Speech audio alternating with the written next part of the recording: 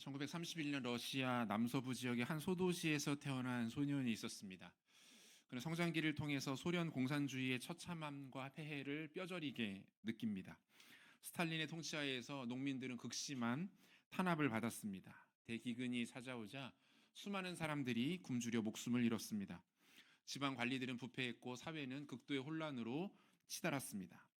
1950년 모스크바 대학에 진학한 그는 더 큰 일을 도모하기 위해서 공산당에 가입합니다. 운이 좋게도 그가 전공한 농업경제학이 당으로부터 주목을 받게 됩니다. 그는 당에 의해 발탁되어서 지방 중소도시의 시당위원회 서기, 오늘날로 치면 지방 중소도시의 시장직에 발령을 받게 됩니다. 오랜 기간 행정가로서의 소양을 갖춘 후 소련 농업 담당 서기로 모스크바로 돌아오게 됩니다. 그가 모스크바에서 활동했던 시기는 소련의 대통령이라고 할 수 있는 서기장들이 수년마다 교체되는 대혼동의 시기였습니다. 가뜩이나 불안했던 국정은 파국으로 치닫고 있었습니다. 이때쯤 공산당의 주요 간부들이 긴급하게 회동을 갖게 됩니다.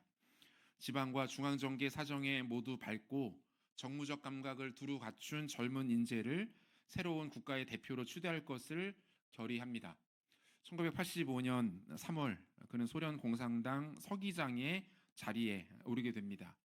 그는 서기장에 취임하자마자 자신의 인생 전체를 통해서 경험했고 또 연구했고 깨달았던 것들을 중요한 국가 정책으로 삼기 시작합니다.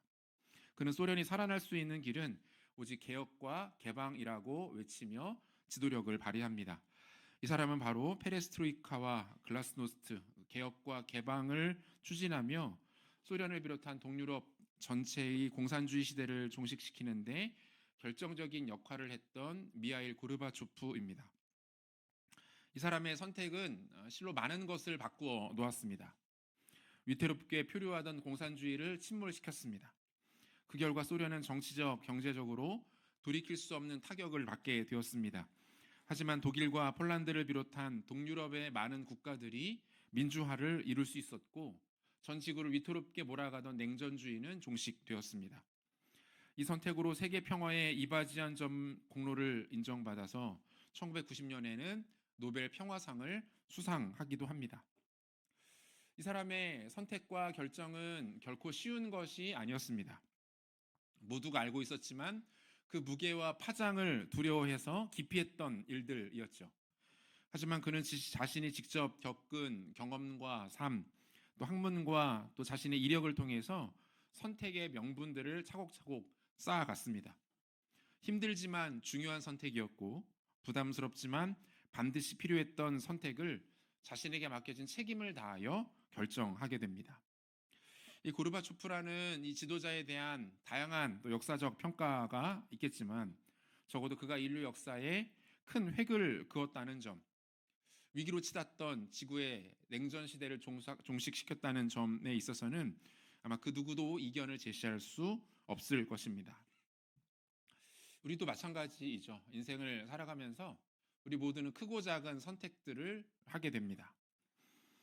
쉽고 가벼운 선택이 있는가 하면 어렵고 무거운 선택도 있습니다. 언제든지 바꾸고 변경할 수 있는 선택이 있는가 하면 한 번 내리면 다시 돌이킬 수 없는 선택도 있습니다. 그리고 무슨 일이 있어도 절대로 바꾸거나 돌이켜서는 안 되는 선택과 결정도 있습니다. 지난주에 이어서 여호수아의 유언을 살피고 있습니다. 지난주 우리가 살폈던 23장의 내용은 이스라엘의 리더십들에게 남겼던 말입니다. 한편 오늘의 본문은 이스라엘 백성 전체를 대상으로 합니다.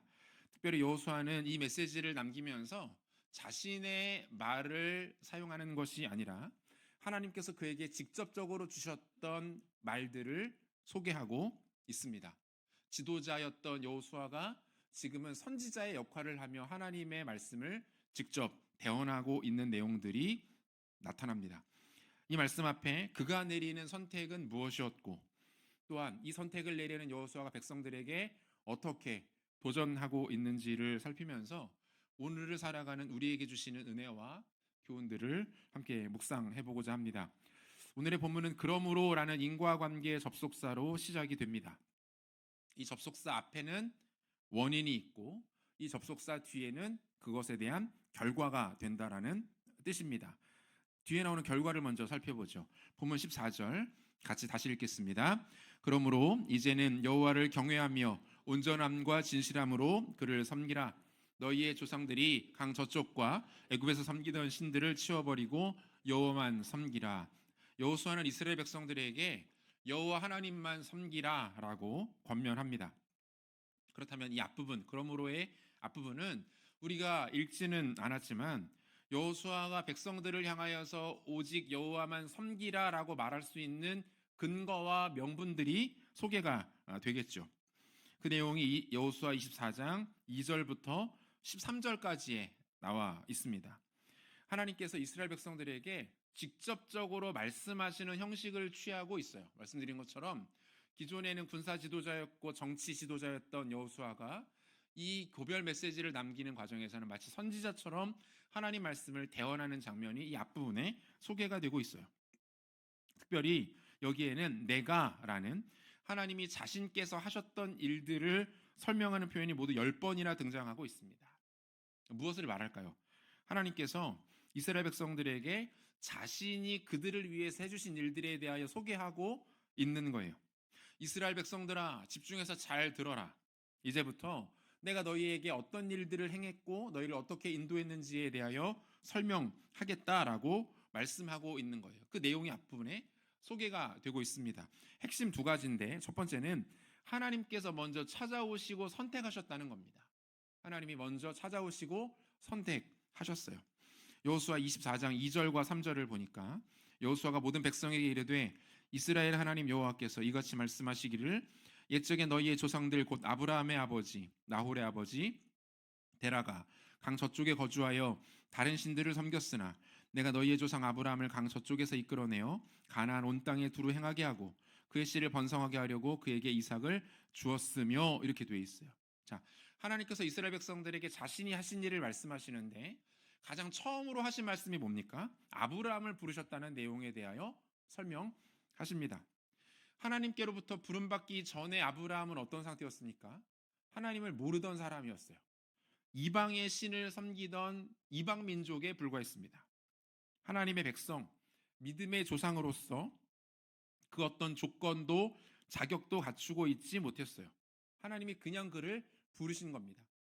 아브라함의 아버지였던 데라에게는 세 자녀가 있었는데 아브라함, 나홀, 하란입니다. 그들 중에 하나님은 아브라함을 선택하여 부르십니다. 왜 아브라함이었을까요? 다른 형제가 아니라, 다른 사람이 아니라 왜 아브라함이었을까요? 이유는 없습니다. 알 수도 없어요. 그저 하나님이 아브라함을 일방적으로 선택하여 부르신 거예요. 하나님의 이유가 없는 이 일방적인 선택은 계속됩니다. 24장 4절 이삭에게는 야곱과 에서를 주었고 에서에게는 세일산을 소유로 주었으니 야곱과 그의 자손들은 애굽으로 내려갔으므로. 이삭에게 두 아들이 있었죠. 하나님의 선택은 장자인 에서가 아니라 야곱이었습니다. 여기도 동일해요. 왜 에서가 아닌 야곱인지 그 이유와 근거를 알 수가 없습니다. 성경이 소개하고 있지 않아요. 하나만 더 볼까요? 24장 5절 내가 모세와 아론을 보내었고 또 애굽에 재앙을 내렸나니 곧 내가 그들 가운데 행한 것과 같고 그 후에 너희를 인도하여 내었노라, 이렇게 되어 있습니다. 그러니까 직접적으로 언급되고 있지는 않지만 이 상황에서도 선택받은 자들과 버려진 자들이 존재합니다. 애굽과 바로는 버림을 받았습니다. 모세와 아론 그리고 이스라엘 백성들은 선택을 받습니다. 이해가 되지 않는 거예요. 당시 애굽과 바로는 전 세계 최고였습니다. 가장 강한 힘, 가장 강한 능력을 가지고 있는 존재와 인물이었어요. 그런데 하나님은 그들을 선택하지 않으십니다. 세상의 기준으로 봤을 때는 바로를 선택하고 애굽을 취하는 것이 마땅한데 하나님은 그들을 버리십니다. 오히려 그들 밑에서 노예 생활을 하던 이스라엘 백성들, 보잘것없는 그들의 지도자 모세와 아론을 선택하세요. 근거도 없습니다. 이유도 없어요. 그래서 신학적으로는 이것을 하나님의 주권적 선택이라고 부릅니다. 하나님이 그분의 의지와 뜻을 가지고 선택하셨다는 거예요. 다른 원인, 동기 발견되지 않아요. 아브라함도 야곱도 모세와 아론도 선택받을 만한 그 어떤 조건이나 자격을 갖추고 있지 못했습니다. 하지만 하나님은 그들에게 먼저 찾아가셨고 그들을 일방적으로 선택해 주셨다는 거예요. 두 번째는 하나님께서 모든 것을 예비해 두셨다라는 말씀을 하고 있어요. 여호수아 24장 13절 말씀인데요. 같이 읽겠습니다. 내가 또 너희가 수고하지 아니한 땅과 너희에게 주었더니 너희가 그 가운데 거주하며 너희는 또 너희가 심지 아니한 포도원과 감람원의 열매를 먹는다 하셨느니라. 이 말씀도 마찬가지죠. 주어는 내가로 시작해요. 하나님께서 하셨다는 거예요. 무엇을 하셨습니까? 이스라엘 백성들이 거할 성읍, 거처, 먹고 마실 음식, 음료까지 모든 것을 준비해 놓으셨다라고 말씀하십니다. 신명기 6장 10절과 11절에서도 이미 하셨던 말씀인데요. 내 하나님 여호와께서 내 조상 아브람과 이삭과 야곱을 향하여 내게 주리라 맹세하신 땅으로 너를 들어가게 하시고 내가 건축하지 아니한 크고 아름다운 성읍을 얻게 하시며 내가 채우지 아니한 아름다운 물건이 가득한 집을 얻게 하시며 내가 파지 아니한 우물을 차지하게 하시며 내가 심지 아니한 포도원과 감람나무를 차지하게 하사 내게 배불리 먹게 하실 때에 이렇게 말씀해요. 뭐라고 말씀합니까? 아무것도 가지고 있지 않았던 보잘것없는 백성들을 찾아가 선택하시고 그들을 위해서 무엇을 해주시는 거예요? 모든 것들을 책임져 주고 계시는 거예요. 너희가 애쓰고 수고하지 않아도 된다. 내가 너희를 위하여 하나부터 열까지 모든 것을 준비해 놓겠다. 너희들이 살아가는 인생은 너희의 것이 아니다. 그것은 내 것이다. 이렇게 말씀하고 계시는 거예요. 마치 출산을 앞둔 예비 부모가 곧 태어날 아기를 위하여서 옷과 양말, 누울 침대, 유모차, 아이에게 먹일 분유까지 모든 것을 준비해 놓고 아기가 태어날 것을 기다리는 모습 같아 보이기도 합니다. 노예 생활했던 사람들이에요. 광야와 황무지를 전전하던 보잘것없는 삼류 인생들이었습니다. 그런데 하나님은 그들의 의식주를 책임지시는 것은 물론이고 그들이 앞으로 이루게 될 국가, 공동체, 살아가는 모든 방식까지 준비해 두고 계시는 거예요. 사랑하는 성도 여러분, 놀랍게도 하나님께서 일하시는 이 방식은 오늘 우리의 삶에도 동일하게 나타나는 하나님의 일하심의 방식입니다. 예수님의 공생애를 기록한 책을 우리가 사복음서라고 부르죠. 이 사복음서 모두에 기록된 한 가지 기적이 있는데 우리가 잘 알고 있는 오병이어 기적입니다. 예수님께 가르침을 받고 고침을 받기 위해서 많은 사람들이 몰려들었어요.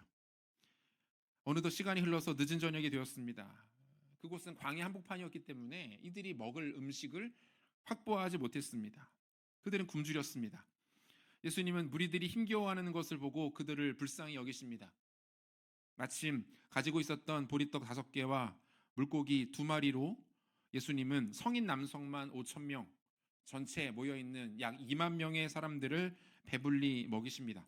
마가복음 6장 41절에서 44절까지를 보니까 예수께서 떡 5개와 물고기 2마리를 가지사 하늘을 우러러 축사하시고 떡을 떼어 제자들에게 주어 사람들에게 나누어 주게 하시고 또 물고기 2마리도 모든 사람에게 나누어 주심에 다 배불리 먹고 남은 떡 조각과 물고기를 12바구니에 차게 거두었으며 떡을 먹은 남자는 5,000명이었더라 이렇게 돼 있어요. 예수님이 자신을 따르는 모든 이들을 책임지시는 거예요. 이 2만여 명의 사람들 중에 어떤 의도를 가지고 예수님을 따랐는지는 알 수 없습니다. 예수님을 사랑하고 존경하는 마음으로 따른 사람들도 있을 것이고 자신이 원하는 목적을 얻기 위해서 따른 사람도 있을 거예요. 싫어하고 미워하고 지지하지 않지만 호기심에 따라온 사람들도 분명 있을 겁니다. 하지만 주님은 이들 모두를 배불리 먹이십니다. 하나님께서 광야 한복판에서 이스라엘 백성들을 먹이고 입히시는 것처럼 하나님의 아들 예수 그리스도 또한 광야에 모인 무리들을 배불리 먹이시는 거예요. 여러분 오늘도 마찬가지 아닙니까? 우리 하나님은 예수를 주로 고백하는 모든 하나님의 사람들, 모든 하나님의 자녀들을 책임지시고 이끌어 주십니다. 우리가 이 아침에 다른 곳에 있지 않고 이곳에 앉아서 예배 드리고 있는데요. 여러분 예수를 믿는다는 게 생각보다 쉬운 일이 아닙니다. 절대로 그냥 되는 일이 아니에요. 예수 믿는 일은 내가 하고 싶어서 결심한다고 되는 일이 절대로 아닙니다. 오늘부터 예수 믿어봐야지. 오늘부터 기독교 신앙을 가져봐야지. 오늘부터 교회라는 곳에 한번 출석해 봐야지. 단순하게 마음을 먹을 수 있지만 이것이 우리의 인생 가운데 계속 이어지는 일은 매우 힘든 일이에요. 하나님의 부르심이 있어야 가능한 일들입니다. 하나님의 선택이 먼저 있어야지 우리의 신앙이 시작될 수 있는 거예요. 우리가 먼저 주님을 사랑해서 이곳에 온 것이 아니라는 말입니다. 주님이 우리를 사랑하셨고 주님이 우리를 선택하여 부르셨기 때문에 우리가 이 자리에 있는 것입니다. 요한일서 4장 10절 보니까 이런 말씀 있어요. 같이 읽겠습니다. 사랑은 여기 있으니 우리가 하나님을 사랑한 것이 아니요 하나님이 우리를 사랑하사 우리 죄를 속하기 위하여 화목제물로 그 아들을 보내셨음이라. 로마서 5장 8절도 같이 보겠습니다. 우리가 아직 죄인 되었을 때에 그리스도께서 우리를 위하여 죽으심으로 하나님께서 우리에 대한 자기의 사랑을 확증하셨느니라. 여러분, 이 두 구절의 공통점이 뭡니까? 시작이 하나님께로부터 있었다는 거예요. 하나님이 시작하신 거예요. 저와 여러분들을 먼저 사랑하신 분도 하나님이십니다. 우리가 하나님을 사랑하는 그 마음을 보시고 우리를 사랑해 주신 게 아니에요. 심지어 우리가 여전히 죄악 가운데 있을 때 그 상태로 가만히 두면 절망과 어두움과 저주와 죽음 가운데 처할 수밖에 없는 그 상황에서 하나님이 우리를 사랑하셔서 우리를 위하여 일하셨다라는 거예요. 사랑하는 성도 여러분, 복음, 예수 그리스도의 이 복음은 우리가 하나님의 사랑과 하나님의 선택을 받지 않은 상태에서 들으면 세상에 이거보다 더 허무맹랑한 소리가 없습니다. 이런 미친 소리가 또 없어요. 신이 인간이 되었다고 하지 않습니까? 전 세계 어느 민족, 어느 나라의 종교와 사상과 가치를 찾아봐도 신이 인간이 됐다라는 내용은 발견되지 않습니다. 말도 안 되는 소리예요. 그것도 모자라서 신이 인간을 대신해서 욕을 당하고 고통 속에 죽습니다. 자신이 창조한 피조물에 의하여 고통당하고 모욕당하고 죽는 신이 세상에 어디 있습니까? 더 황당한 건 뭐예요? 그렇게 처참하게 죽은 신이 3일 만에 다시 살아났답니다. 그리고 지구 반대편에서 무려 2000년 전에 있었던 이 일들이 바로 나 때문에 일어난 일들이래요. 여러분, 세상에 이런 바보 같은 소리가 어디 있어요? 그런데 여러분, 우리는 이 사실을 믿습니다. 이 일이 실제했던 역사적 사건임을 우리는 믿어요. 그리고 이 일이 바로 나를 위한 사건임을 우리는 믿습니다. 이게 내 힘으로 되는 일이에요?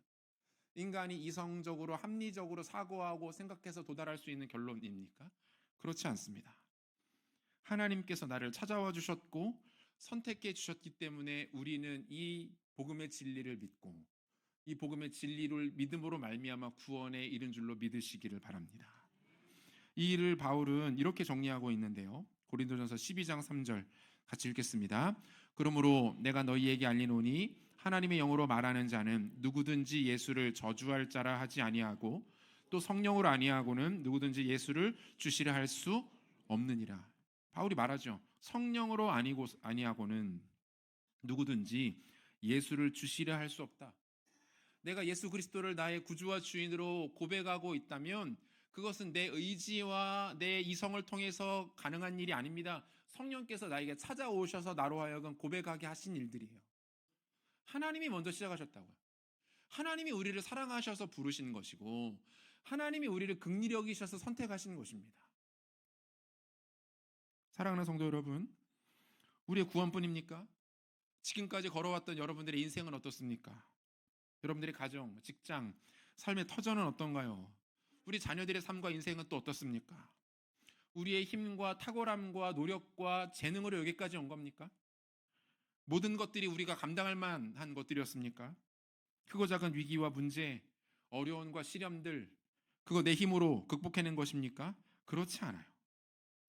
우리는 우리의 구원뿐만 아니라 이 땅을 살아가는 모든 삶의 원리와 동일하게 앞으로 살아가게 될 모든 인생의 남은 날 동안에도 우리가 할 수 있는 고백은 이 한 가지뿐입니다. 그것은 무엇입니까? 하나님이 하셨다는 거예요. 하나님이 하신 것입니다. 그분이 먼저 시작하신 거예요. 그분이 이루신 겁니다. 그리고 그분이 완성하신 거예요. 1820년 미국 뉴욕의 빈민가에서 태어난 페니 제인 크로스비라는 사람은 태어난 지 6주 만에 의사의 오진으로 인해서 두 눈의 시력을 모두 잃게 됩니다. 그녀가 갓 돌을 지났을 무렵 그녀의 아버지가 세상을 떠나게 됩니다. 그녀의 어머니 또한 생활고로 인해서 그녀의 양육을 포기하고 말았습니다. 할머니의 손에 맡겨졌지만 할머니 또한 그녀 나이 11살에 세상을 떠나고 말았어요. 모두가 그녀를 떠났습니다. 홀로 남았어요. 장애를 갖고 있습니다. 그는 버려졌어요. 모두가 외면하고 모두가 버린 그에게 하나님이 찾아가십니다. 홀로 버려진 크로스비를 하나님은 기억하여 찾아주셨어요. 그녀는 성령의 충만함을 경험했고 구속의 은총에 감격하여 자신에게 허락되어진 사명을 붙들고 살아가기 시작합니다. 낮에는 빈민가를 찾아다니며 가난하고 소외된 이들, 술과 범죄에 찌들은 이들에게 예수 그리스도를 전했습니다. 밤이면 책상에 앉아 자신에게 부어지는 은혜와 감동으로 시를 짓기 시작합니다. 페니 크로스비가 95세의 나이로 세상을 떠났는데 그녀가 세상을 떠나기 전까지 모두 12,000여 곡의 찬송시를 작곡했어요.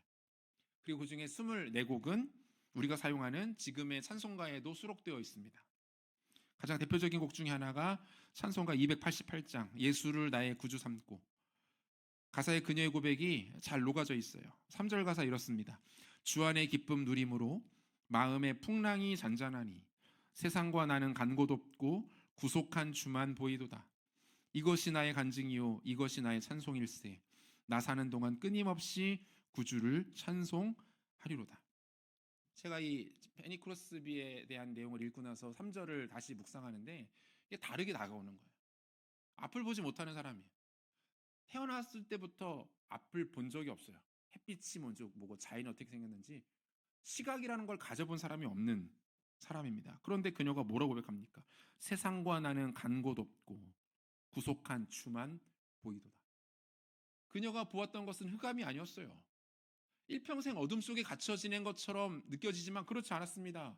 그녀는 일평생 세상이 아니라 이 땅에 화려하고 현란해 보이는 것들이 아니라 구속한 그리스도를 보고 살았던 거예요. 그녀의 나이 90세가 되던 1910년 자신의 삶을 회고하는 간증의 자리에서 크로스비는 이런 말을 남깁니다. 여러분, 상식적으로 한번 생각해 보세요. 나는 고아였고 앞을 볼 수 없는 시각장애인이었습니다. 내가 어떻게 이런 삶을 살 수 있었겠습니까? 내가 할 수 있는 말은 오직 이것뿐입니다. 모든 것은 하나님이 하셨습니다. 모든 것은 하나님이 하셨습니다. 사랑하는 성도 여러분, 오늘 우리의 입술에도 이 고백이 있기를 원합니다. 모든 것을 하나님이 하신 거예요. 우리를 구원하신 것도, 지금까지 우리의 걸음과 삶을 인도하신 것도, 앞으로 남은 우리의 여생을 책임지실 이도, 죽음 이후에 영원한 하나님 나라, 영광스러운 천국에 들어가 주와 함께 영생토록 영광을 누릴 것도 하나님이 하시는 줄로 믿으시기를 바랍니다. 하나님이 하셨다라는 이 고백 붙들고 믿음의 길을 걸어가는 지혜로운 성도님들 되시기를 소원합니다. 모든 것은 하나님이 하셨습니다. 모든 것이 주님의 은혜입니다라고 고백하는 사람은 다음과 같은 반응을 보일 수밖에 없습니다. 본문 14절 우리 다시 한번 읽도록 하겠습니다. 그러므로 이제는 여호와를 경외하며 온전함과 진실함으로 그를 섬기라. 너희의 조상들이 강 저쪽과 애굽에서 섬기던 신들을 치워버리고 여호와만 섬기라. 이렇게 되어 있어요. 그러한 사람들은, 이 고백을 가지고 있는 사람들은 여호와 하나님만 경외하며 섬길 수밖에 없다는 거예요. 이 선택과 결정이 지극히 자연스럽다는 거죠. 여기에 보면 이 온전함과 진실함이라는 표현 나오는데, 이 온전함이라는 말이 히브리어로 탐밈이라는 단어가 쓰이고 진실함은 에메트라는 단어가 사용됩니다. 이 탐밈, 에메트, 이게 굉장히 독특한 히브리 단어인데, 이게 왜 독특하냐면 이 단어들은 하나님의 성품을 묘사할 때만 사용할 수 있는 단어들이에요. 그러니까 저 사람이 참 진실하다, 저 사람의 행동이 참 온전하다라고 말할 때는 이 단어를 사용할 수 없습니다. 이 단어들은 하나님의 성품, 즉 하나님 수준의 온전함을 설명할 때만 쓰는 아주 고유한 표현들이라는 거예요. 무엇을 말할까요? 이스라엘 백성들이 하나님을 경외하고 섬기되 그 방식이 어떠해야 하는지에 대해서 말하고 있는 거예요. 탐밈과 에메트예요. 사람들 수준에서 괜찮은 정도가 아닙니다. 내가 살피고 판단했을 때 이 정도면 되겠지 하는 수준이 아니라는 거예요. 하나님의 기준에 맞춰야 한다는 겁니다. 나의 뜻대로, 내가 생각하는 정도대로, 내가 원하는 수준에 맞게 그 정도로만 하나님을 섬기며 하나님을 경외하겠다, 그 말이 아니에요. 하나님께서 원하시는 방식과 모습이 있다는 거예요. 그렇다면 하나님께서 그 백성들에게 원하시는 온전함과 진실함의 모습은 무엇일까요? 간단하게 두 가지로 한번 정리하겠습니다. 하나는 우상을 치워버리는 겁니다. 우상 제거하라는 거예요. 14절 하반절 다시 한번 보면 너희의 조상들이 강 저쪽과 애굽에서 섬기던 신들을 어떻게 하라? 치워버리고 여호와만 섬기라. 사랑하는 여러분, 하나님이 가장 멸시하고 미워하시는 것, 우상 숭배, 우상 섬기는 겁니다. 우상을 어떻게 정의할 수 있을까요?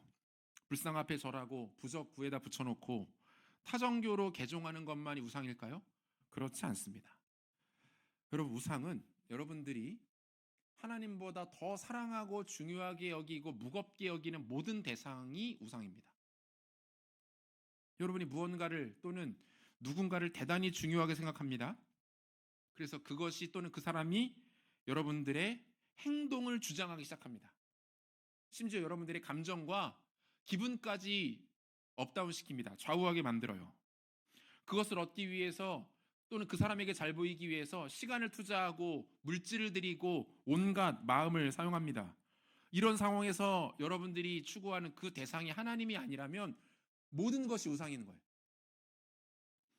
제이디 그리어 목사님이 쓴 복음 본 세계라는 책이 있는데 이 책 보면 우상에 대해서 이렇게 정리를 해놓았어요. 궁극적으로 우리 모든 죄의 배후에는 우상 숭배가 있다. 하나님이 아닌 다른 무엇에 큰 무게를 두는 것이다. 그것이 무엇이든 우리가 그것이 없이는 살 수 없다고 느끼고 그것이 우리의 행위를 통제한다면 그것은 우리에게 또 다른 신이다. 우리가 그것 앞에 비록 몸을 숙이고 있지는 않더라도 이미 마음은 숙이고 있는 것이기 때문이다. 요한복음 4장에 보면 예수님이 우물가에서 한 여인과 대화 나누시는 장면 나옵니다. 그녀에게 깊은 영적 갈증이 있었어요. 무엇으로도 해결되지 않는 불안함, 염려, 초조함, 두려움, 이것을 해결해 보려고 온갖 방법을 다 동원하기 시작합니다. 그녀가 선택한 것은 남성의 사랑을 받는 일이었어요. 남성의 사랑을 받고 위로를 받고 격려를 받고 성적인 기쁨을 누리면 자신이 가지고 있는 이 불안함, 염려, 두려움이 해결될 것이라고 생각했습니다. 하지만 그렇지 않았죠. 그녀는 지금 뭐하고 승부하고 있는 겁니까? 우상 붙들고 있는 거예요. 우상 붙들고 그거 가지고 자신의 문제를 해결해 보려고 하고 있는 거예요. 해결될 리가 없죠. 예수님은 이 여인의 문제를 단번에 꿰뚫어 보십니다. 그리고 명쾌한 대안을 제시하시죠. 요한복음 4장 13절과 14절 같이 읽겠습니다. 예수께서 대답하여 이르시되 이 물을 마시는 자마다 다시 목마르려니와 내가 주는 물을 마시는 자는 영원히 목마르지 아니하리니 내가 주는 물은 그 속에서 영생하도록 솟아나는 샘물이 되리라. 우물가에서 당장에 목을 축일 수 있는 물만 들이키면서 영적인 해갈을 기대하고 있는 이 어리석은 여인에게 예수님 분명하게 선언하십니다. 이거 가지고는 안 돼. 이것으로는 너의 두려움, 염려, 불안 해결할 수 없어. 너의 불안과 깊은 두려움을 해결할 수 있는 것은 예수님뿐이다라고 말씀하고 있는 거예요. 사랑하는 성도 여러분, 우리도 마찬가지 아니에요. 경제적인 불안, 미래에 대한 염려, 건강에 대한 두려움, 자녀의 앞날에 대한 근심이 우리에게 가득합니다. 그리고 이거 한번 해결해 보려고 우리는 온갖 세상의 것들에 손을 내밉니다. 돈이 좀 더 있으면 해결될 것 같고 나를 좀 더 지켜줄 수 있을 만한 사람이 있으면 이 문제가 극복될 것 같습니다. 어떤 좋은 방법이 있다고 하면 찾아가서 그것에 두리번거리기 시작합니다. 우상이에요.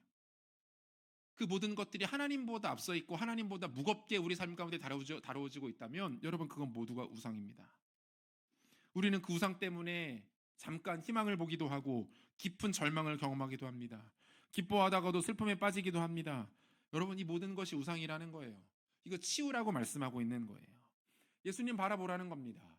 예수님을 가장 중요하게 여기고 무겁게 여기라고 말씀하고 있는 거예요. 주님보다 앞서 있고 주님보다 더 의지하며 중요하게 여기고 있는 것들이 있다면 여러분 그거 다 내려놓으셔야 됩니다. 여러분의 삶을 돌아보세요. 하나님보다 앞서 있는 것은 무엇인가? 주님보다 더 사랑하고 있는 대상은 무엇인가? 주님보다 더 의지하며 붙들고 있는 것은 무엇인가? 여러분 그것은 우상입니다. 그거 내려놓아야 우리는 두려움으로부터 자유할 수 있습니다. 그거 내려놓아야 불안을 깨뜨릴 수 있습니다. 참다운 만족과 평안으로 나아갈 수 있는 거예요. 온전함과 진실의 모습 두 번째는 절대적으로 집중하라는 거예요. 본문 15절 말씀 우리 같이 읽겠습니다. 만일 여호와를 섬기는 것이 너희에게 좋지 않게 보이거든 너희 조상들이 강 저쪽에서 섬기던 신들이든지 또는 너희가 거주하는 땅에 있는 아모리 족속의 신들이든지 너희가 섬길 자를 오늘 택하라. 오직 나와 내 집은 여호와를 섬기겠노라 하니. 여러분, 여호수아의 이 말이 의미하는 것은 무엇입니까? 백성들에게, 자, 여러분들에게는 종교의 자유가 있습니다. 마음대로 선택하십시오. 하나님을 선택하지 않아도 됩니다. 어차피 신앙은 개인의 영역 아닙니까? 이렇게 말하고 있는 것 아니죠. 지금 여호수아는 이스라엘 백성들에게 도전하고 있는 거예요. 강한 확신을 가지고 도전하는 거예요. 한번 알아보라는 거예요. 한번 찾아보라는 거예요. 강 저쪽 편에서 섬기던 신들, 또는 애굽에서 들었던 신들, 아니면 가나안 땅에 들어와서 봤더니 괜찮아 보이는 신들 있으면 가보라는 거예요. 그리고 비교해 보라는 거예요. 여호와 하나님처럼 그들이 온전할 수 있는가? 하나님처럼 아름답고 영광스러울 수 있겠는가? 하나님보다 위대하고 탁월하고 강한 신이 또 있는가? 여호와 하나님처럼 당신들을 사랑하며 잘 아시고 붙들어 주시는 신이 이 세상에 또 있는가? 가서 보라는 거예요. 여러분, 제가 자주 강조드리지만 이스라엘 백성들이 실패한 원인은 그들이 하나님을 떠났기 때문이 아니에요. 가장 깊은 영적 암흑기였던 사사시대에도 제사가 드려졌습니다. 제사가 끊어지지 않았다고요. 하나님 예배했다는 뜻이에요. 이스라엘의 악한 왕들이 득세했던 북이스라엘과 남유다의 그 영적 암흑기에도 성전은 존재했고, 그들은 절기를 지켰고, 성전에서 때마다 하나님께 제사를 드렸습니다. 제사장들은 활동하고 있었어요. 문제는 뭡니까? 그들이 하나님도 섬겼다는 거예요.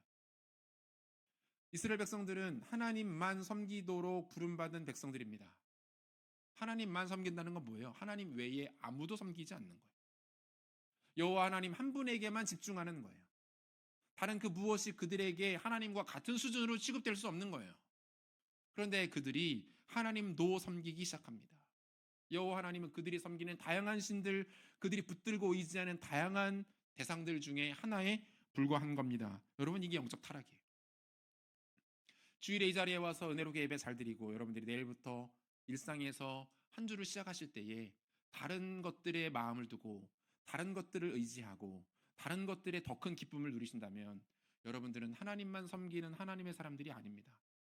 하나님도 섬기고 있는 거예요. 이것은 타락입니다. 교만이에요. 배도입니다. 우리 하나님은 자신을 질투하시는 하나님이라고 소개하세요. 출애굽기 34장 14절. 너는 다른 신에게 절하지 말라. 여호와는 질투라 이름하는 질투의 하나님이니라.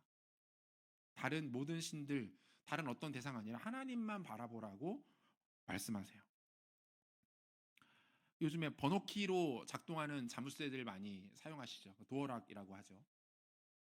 우리 교회도 여러 곳에 설치되어 있는데, 저는 요즘에 그 도어락 비밀번호 눌러서 문을 열 때마다 한 가지 묵상하는 게 있습니다.